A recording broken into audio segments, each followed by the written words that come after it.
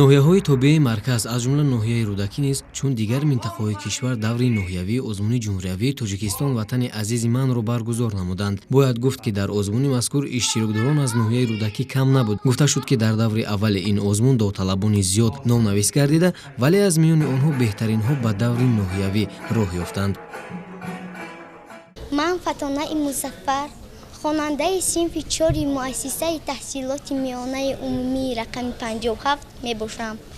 ман имрӯз дар фестивал озмуни Тоҷикистон ватани азизи ман иштирок карда соҳиби шоҳҷоиза гаштам. ман Ғайрова Умеда хонандаи синфи 11 муассисаи таҳсилоти миёнаи умумии рақами 34 мебошам.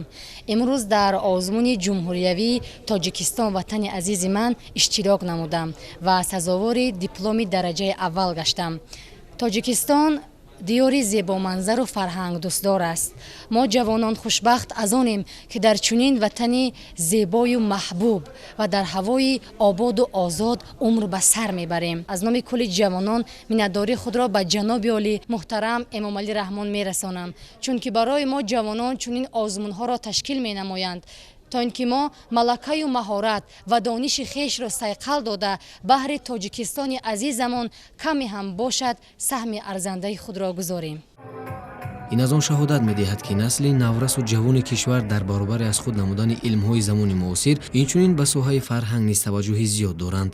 бояд гуфт ки дар озмуни ҷумҳуриявии Тоҷикистон ватани азизи ман дар миқёси ҷомеа мавқеи хусаро касб кардааст, зеро он дар замири ҳар як шахс дӯст доштани ватан, эҳтирому арзгузорӣ ба арзишҳои миллиро ҷой намуда, инчунин дар ин замина ҳунару маҳорати соҳибистеъдодонро ба ҳамагон муаррифӣ менамояд. қобили қайд аст ки дар ин навбат довталабон аз рӯи бахшҳои озмун ҳунари худро пешниҳоди ҳозирин ва ҳайати якамон намуданд. иштирокдорон аз роҳандозӣ гардидани ин озмун ғизои маънавӣ гирифта онро муҳим арзёбӣ намуданд. ман Шарип Овидибек хонандаи синфи 9 муассисаи таҳсилоти миёнаи умумии рақами 37 ноҳияи рӯдакӣ мебошам. мо ҷавонону наврасон пайваста кӯшиш ба харҷ медиҳем ки тарғибгари анъана, таърих, тамаддун, санъат ва фарҳанги миллати хеш бошем ва Тоҷикистони азизро дар арсаи байналмилалӣ ба ҷаҳониён муаррифӣ намоем. ман Ғайрова Муҳаммадҷон хонандаи синфи 4 муассисаи таҳсилоти миёнаи рақами 34 мебошам. ман имрӯз дар ин озмун иштирок карда ва дипломи дараҷаи сеюмро ишғол кардам. ман мехоҳам ки чунин озмунҳо бисёртар шавад ва мо дар онҳо иштирок карда маҳорату малакаи худро сайқал диҳем.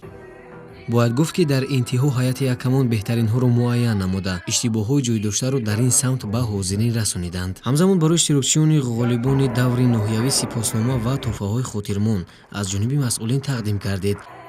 барномаи рангини консертии омоданамудаи ҳунармандони ҷавони ноҳияи рӯдакӣ ба чорабинӣ ҳусни дигар зам кард.